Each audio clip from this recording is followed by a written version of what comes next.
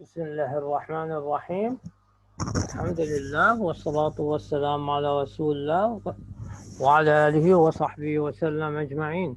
اللهم انفعني بما علمتني وعلمني بما ينفعني وزدني علما إنك العليم الحكيم. اللهم أخرجنا من ظلمات الوهم وأكرمنا بنور الفهم وافتح علينا بمعرفة العلم وسهل أخلاقنا بالحلم آمين وأجمعين آمين. اللهم ارزقني نعمة الإخلاص لوجهك الكريم بكل ما أقول وبكل ما أفعل آمين يا رب العالمين. My topic today for this lecture and the chest imaging made easy course about the normal chest anatomy, and I will talk about the lungs and the fissures of the lungs, and this is including in the part 1. As we see here, this is the BA chest of the view of female patient, and we see here the trachea, and we see here the right hilum, left hilum, and the left lung, and the right lung, and we see here the left hemidiaphragm, right hemidiaphragm, and we see here the heart, and we see aortic knuckle, and we see the bones. This is the ribs, this is the posterior ribs, and this is the anterior ribs.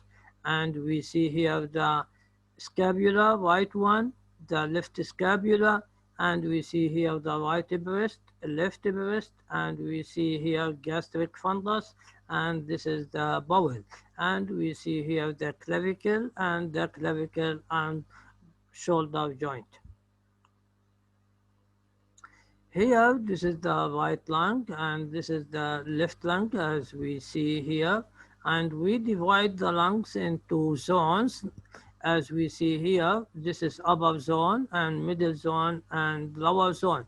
And we should compare the zones together, this part with this part, this part with this part, and this part and this part.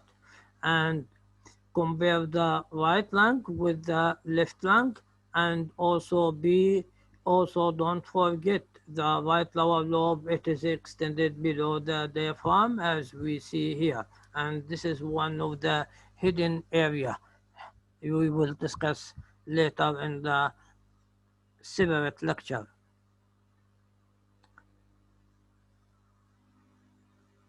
As we see here, we should compare the lungs, as we said, and the pathology for any pathology. Not sometimes, or most of the times, the lungs are not completely symmetrical, but it is at least we should compare and look for major asymmetry of the zones from one side to another side. Keep in mind, sometimes the zones can be involved bilaterally by the disease. Here we see that, as we know, we have a bronchovascular marking. The bronchovascular marking or lung marking more vividly seen on the central one-third, and it is become smaller on the middle third, and it is rarely seen on the outer third. If you see the bronchovascular marking on the outer third, keep in mind this is abnormal and should look for pathology, for example, pulmonary edema, interstitial fibrosis, or other diseases. We will discuss that in the future lectures. And as we said, this is the central third. Central third, it is the medial one, and we see clearly the bronchovascular marking. It is become smaller in the middle third and sometimes difficult to see, and on the outer third it is rarely seen.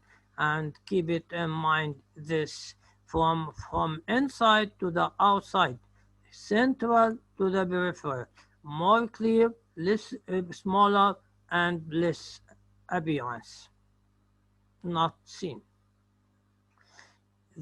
As you know, the right lung, it is covering by the visceral pleura. Also the left lung, it is covered by the visceral pleura. And also the visceral pleura covers the fissures.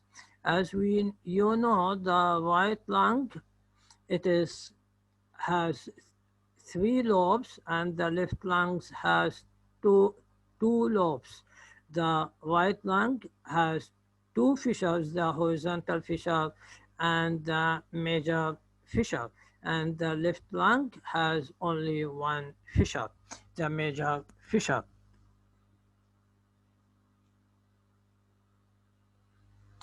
Here, this is, as we see here, this is the horizontal fissure, and this is the major fissure, and this is the right lung, lateral view of the right lung. As we see here, the right upper lobe, middle lobe, and the lower lobe. And the horizontal fissure divide the upper lobe, right upper lobe from the middle lobe. And each lobe of the lung has on visceral pleural covering. The horizontal fissure seen on the frontal X-ray and not seen on the lateral X-ray. The oblique fissure, also known as major fissure, may be visible on the lateral X-ray.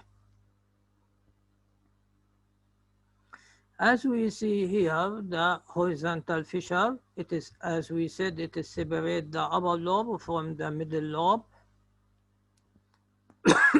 Sorry. And it is maybe seen on the normal chest X-ray running roughly from the edge of the lung to the right high lung.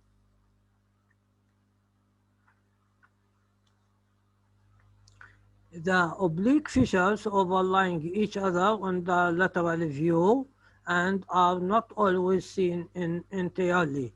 If seen at all, the lower end is usually most clearly dotted lines, as we see here.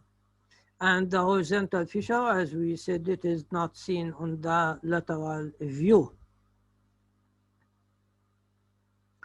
The accessory fissure, we have a zygous accessory fissure, as we see here. The zygous fissure is the most common accessory fissure visible on the chest X-ray, 1 to 2%. It is on the chest X-ray. But the most common accessory fissure is inferior accessory fissure.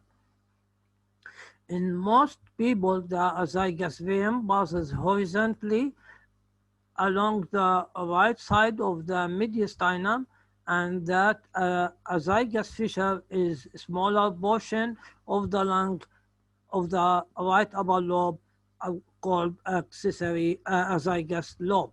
And this is medial to the azygous fissure, and it is not separated from the upper lobe. The azygous vein appear to pass through the lung and surrounded by both parietal and visceral pleura. So the zygous fissure has 4 layers, two parietal and 2 visceral layers. The appearance resembles tadpole appearance. Tadpole appearance. The head of the tadpole is the azygous vein, and the tail of the tadpole is azygous fissure. And as we said, the azygous lobe, it is not separated from the right upper lobe. سبحانك اللهم وبحمدك أستغفرك وأتوب إليك. See you in the part 2 of the normal chest X-ray, normal anatomy. Inshallah.